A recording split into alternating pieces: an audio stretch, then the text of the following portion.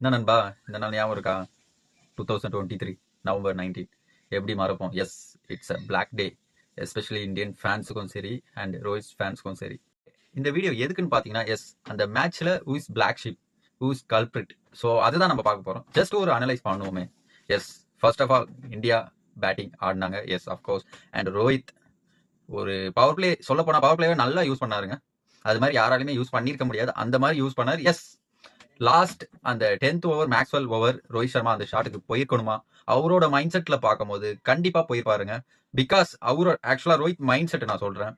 Rohit thought எப்படி இருக்கும்னா, முடிஞ்ச அளவுக்கு இந்த ஓவர் நம்ம அடிச்சுட்டு லாஸ்ட் ஓவர் மேக்ஸ்வெல்னும் போது அவரு எப்படி சொல்ல ஜென்யூன் ஸ்பின்னரும் கிடையாதுன்னும் போது இந்த ஓவரை நம்ம முடிஞ்ச அளவுக்கு யூஸ் பண்ணிக்கிட்டு அடுத்த பவர் பிளே முடிஞ்ச உடனே ஸ்லோ டவுன் ஆயிருக்கலாம் தான் அவர் மைண்ட் செட்டே இருந்திருக்கும்.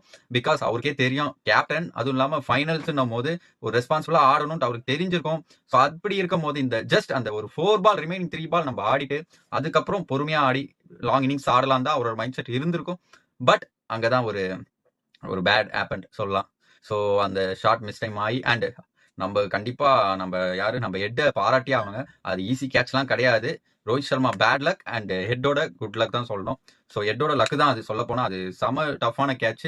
அப்படி இருந்தும் அது கையில மாட்டிக்கிச்சு. ஸோ ஓகேங்க. தென் நம்ம இன்னொன்று அடுத்து யாரு, கில்லு உங்க எல்லாருக்கும் தெரிஞ்சிருக்கும். ஃப்ரீ விக்கெட்டுன்னும் போது எந்த எப்படி சொல்ல செமிஃபைனல்ஸோ ஃபைனல்ஸோ அடிக்க மாட்டாப்ல. ஸோ அவர் ஒரு ஃப்ரீ விக்கெட்டு. அப்படி இருந்தும் எப்படி கேப்டன்ஷிப் கொடுத்தாங்கன்னு தெரியல. ஸோ நார்மலாக இருக்கும் போது செமிஃபைனல் ஃபைனல் ப்ரெஷரில் ஆட மாட்டாப்ல. இதில் கேப்டன்சி வேற கொடுத்துட்டாங்க, என்னன்னு தெரியல. ஸோ ஃப்ரீ விக்கெட்டு தெரிஞ்சிருக்கும் எல்லாருக்கும். அந்த அளவுக்கு பெர்ஃபார்மன்ஸும் இல்லை வேர்ல்டு கப்பில். பட் எதுக்கு வச்சிருந்தாங்களும் தெரியல. ஃப்ரீ விக்கெட் சரி விட்டுருவோம். தென் நம்ம யார் பார்த்தீங்கன்னா கோலி. அஃப்கோர்ஸ் கோலிக்கு நான் வரேன். அண்ட் தென் நம்ம ஸ்ரேயஸ் ஐயர் வந்தாப்புல டக்குன்னு போயிட்டாப்ல. அதுவும் நம்ம சொல்ல முடியாதுங்க. ஸ்ரேயஸ் ஐயரை குத்தமே சொல்ல முடியாது.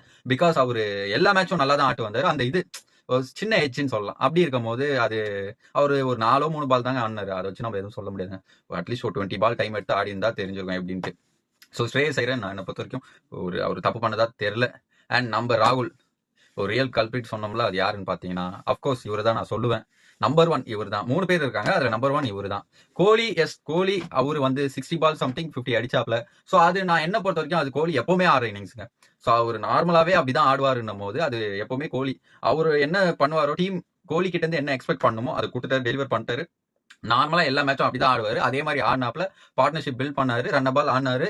எஸ், அஃப்கோர்ஸ் லாங்கா இருந்திருந்தா கோலி இருந்தா மேட்ச் வேற மாதிரி ஆயிருக்கும். ரியல் கல்பிரிட் கேஎல் ராகுல் அட்லீஸ்ட் ஒரு தட்டி ஒரு 2 ரன் 1 ரன் ஓடி இருந்தா கூட நம்ம கண்டிப்பா ஒரு 50+ எக்ஸ்ட்ரா அடிச்சிருக்கலாம். அண்ட் மோர் ஓவர் அடுத்து வரவங்க ப்ரெஷர் இல்லாம ஆடி இருப்பாங்க. எஸ், சூரியகுமாரும் சரி நம்ம ஜடேஜாவும் சரி ப்ரெஷர் இல்லாம ஆட வாய்ப்பு இருந்திருக்கு. பட் என்னன்னு தெரியல, அன்னைக்கு என்னன்ட்டே தெரியலங்க. பேட்டே பிடிக்க தெரியாத மாதிரி ஆடினாப்ல கேஎல் ராகுல். அது ஏதாவது ஸ்கேம் பண்ணாரா இல்ல யார்கிட்டயா காசு வாங்கினாரா அப்படியும் சொல்லலாம். ஏன் இந்த அளவுக்கு மோசமா அவர் இதுக்கு முன்னாடி எந்த இன்னிங்ஸுமே ஆனது இல்லையா? அப்படி இருக்கும்போது என்னன்னு தெரியல, அன்னைக்கு அப்படி ஆடினாப்ல கப்பு நழுவி போச்சு. எஸ், அண்ட் தென் நம்ம ஆளு யாரு, ஜடேஜாக்கும் அன்னைக்கு என்னன்னு தெரியல. சேம் செகண்ட் கல்பிரிட் ஜடேஜா சொல்லுவேன். அண்ட் தேர்ட் நம்ம சூரியகுமார் யாதவை எவ்வளவோ எக்ஸ்பெக்ட் பண்ணாங்க. அட்லீஸ்ட் அவர் 2020 ஆடுற மாதிரி அன்னைக்கு கரெக்டான டைமுங்க. ஒரு 10 பாலுக்கு 30 அப்படி அடிச்சிருந்தா கூட ஓரளவுக்கு நல்ல சாட்டிஸ்ஃபை ஆயிருப்பாங்க எல்லாம் ஃபேன்ஸ். பட் டிசப்பாயின்மெண்ட் பண்ணிட்டாரு. ஸோ சொல்லப்போனா இந்த வீடியோ கன்க்ளூட் பண்றேன். சொல்லப்போனா இவங்க 3 பேர் தாங்க கல்பிரிட், வேற யாருமே இல்ல. அண்ட் மோர் ஓவர் எனக்கு என்னன்னா பிளேயிங் 11ல என்ன பாத்தீங்கன்னா நம்ம சிராஜுக்கு பதில் அஸ்வினை கொண்டு வந்திருக்கலாம். மேபி அது ஒரு நல்ல ஆப்ஷனா இருந்திருக்கும். பிகாஸ் பேட்டிங்கும் டெப்தா இருந்திருக்கும். At the same time spinner கண்டிப்பா ரொம்ப ரன் போக மாட்டாங்க அந்த பிச்சிலங்க, அதுதான் உண்மை. ஸோ ஸ்பின்னர் அஸ்வினை உட்கார வச்சது ஒரு என்னை பொறுத்த வரைக்கும் நடுவில் ஆடல அஸ்வின். பட் ஸ்டில் லாஸ்ட் மேட்சுக்கு ஒரு அஸ்வினை கொண்டு வந்திருக்கலாம். அட்லீஸ்ட் அவர் ரன்னை கண்ட்ரோல் பண்ணுவாருன்னும் போது அஸ்வின் ஏதாவது திடீர்னு டேர்னு சம்திங் ஏதாவது கண்டிப்பா ஸ்பெஷலா ஏதாவது பண்ற பவுலர் தான் சொல்ல போனா. ஸோ அஸ்வினை கொண்டு வந்திருக்கலாம். பிளேயிங் 11ல இதுதான் ப்ராப்ளம். பார்த்தீங்கன்னா பிளேயிங் 11ல என்ன பொறுத்த வரைக்கும் அஸ்வின் வந்திருக்கலாம். பட் அதர் தேன் தட் நம்ம பிளேயர்ஸ் ப்ரெஷர்ல ஆடினாங்களா, மேபி இப்படி கூட இருக்கலாங்க.